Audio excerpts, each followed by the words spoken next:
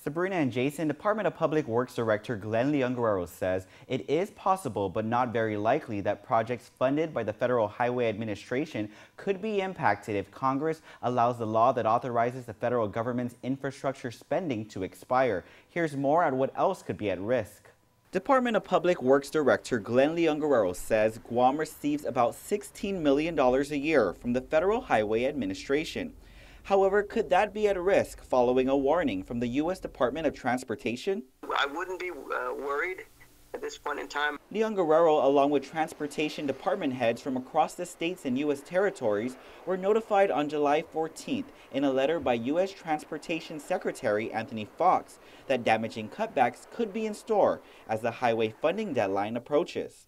Basically informing us that they're moving ahead for progress in the 21st Century Act is set to expire July 31st, 2015, or less than a month from now.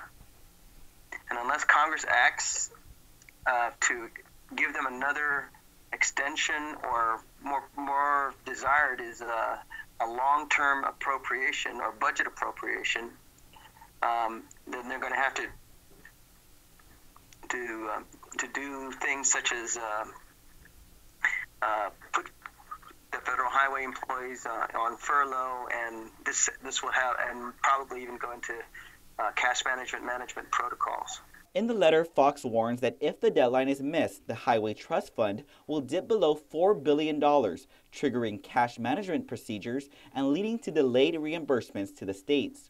Leon Guerrero says DPW is in close contact with territorial reps to see what, if any, impact this will have on DPW. If Congress does fail to act and the funding issue becomes a reality, what could happen is Gov Guam will have to pay a portion of what used to be fully federally funded projects.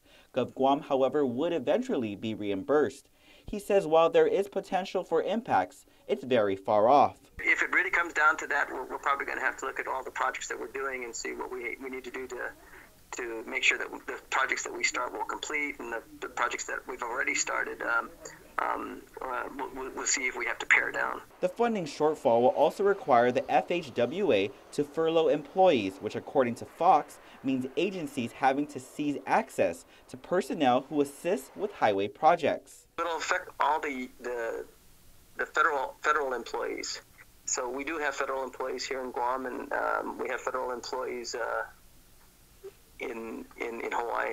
Several employees are 100% federally funded, and should funding cease, he says DPW will look at local funds to supplement until such time that an appropriation bill is passed by Congress. This seems like a pattern that Congress has been following, and hopefully we can make a change for the better.